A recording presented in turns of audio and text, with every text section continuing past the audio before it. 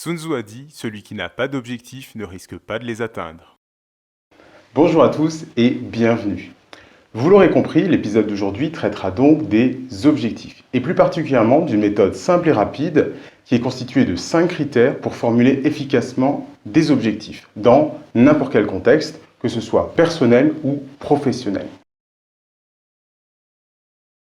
La méthode SMART, c'est un mot anglais à la base qui signifie intelligent, et c'est aussi un moyen mnémotechnique qui permet de se souvenir de ces fameux 5 critères pour fixer vos objectifs. Spécifiques, mesurables, ambitieux, réalistes et temporels. S pour spécifique. Un objectif SMART, c'est un objectif qui est avant tout spécifique. C'est-à-dire que vous devez avoir une représentation mentale précise des actions et des comportements qui vont être induits par votre objectif. Vous devez utiliser pour le formuler un verbe d'action et vous devez tenir compte globalement du contexte.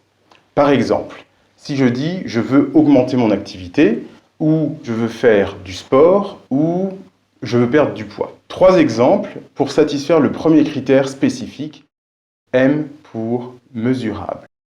Un objectif SMART est aussi mesurable, c'est-à-dire qu'un objectif est une cible à atteindre et en fait, avec le caractère mesurable, vous allez pouvoir fixer ce qu'on appelle un indicateur. Parfois, dans certains contextes, c'est même un indicateur clé de performance.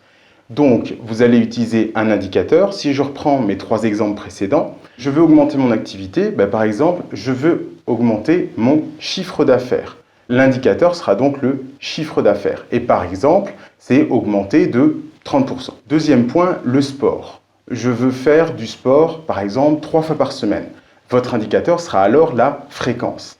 Et le troisième point, je veux perdre du poids, eh bien, je vais dans ce cas-là dire je veux perdre 15 kg, mon indicateur sera le poids. Dans le côté mesurable, on mesure en fait 2 dimensions d'un objectif.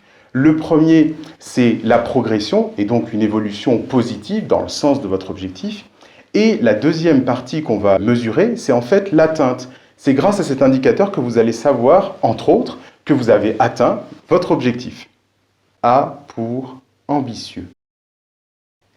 Votre objectif doit être ambitieux. Alors, il est certes déjà spécifique, il est mesurable, mais maintenant il doit être ambitieux. C'est-à-dire qu'il doit être d'un niveau suffisamment élevé pour générer ce qu'on appelle en psychologie la tension structurelle. C'est-à-dire un stress positif qui va vous mettre dans le mouvement, qui va vous créer une certaine forme de motivation.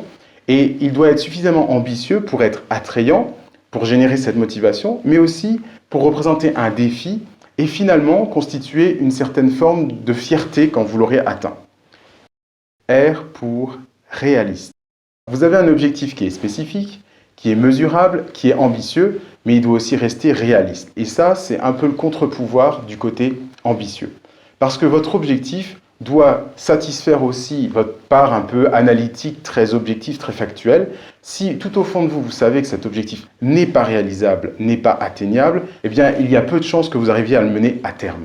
Donc l'idée, à ce moment-là, pour avoir un objectif réaliste, c'est de prendre en compte, comme on l'a déjà dit, le contexte et un ensemble d'éléments qui peuvent interagir avec votre objectif. Par exemple, si vous avez 70 ans et que vous envisagez de devenir astronaute, il y a peu de chances que la NASA ou l'Agence spatiale européenne vous prennent en fait dans le programme de formation. Le côté réaliste doit tenir compte des contraintes, des ressources, du contexte global. T pour temporel. Votre objectif doit être fixé dans le temps. Il doit avoir un début, une fin et d'éventuels jalons intermédiaires.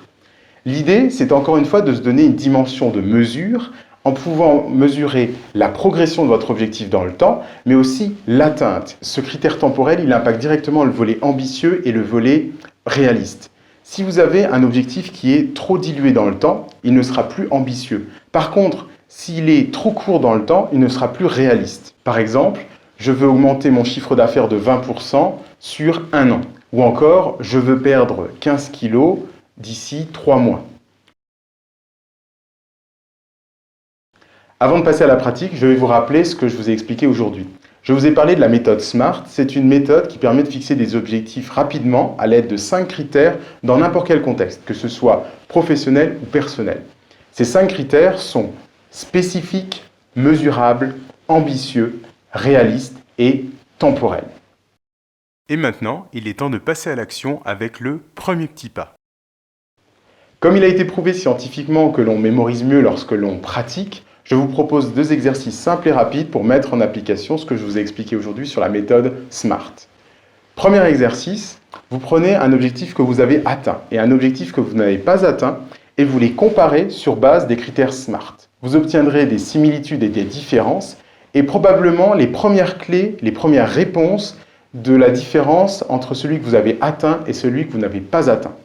Deuxième exercice que je vous propose simplement de vous entraîner à formuler un objectif, par exemple de développement personnel ou de développement professionnel, peu importe, mais formuler un objectif sur base de ces 5 critères. Dans tous les cas, ça va vous servir d'entraînement pour la prochaine séquence qui sera, elle, orientée plus développement personnel.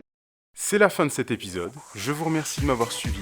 Si cela vous a plu, abonnez-vous, partagez, laissez un commentaire, chaque action compte. On se retrouve très bientôt pour un nouvel épisode inspiré et motivant. Et d'ici là, passez à l'action.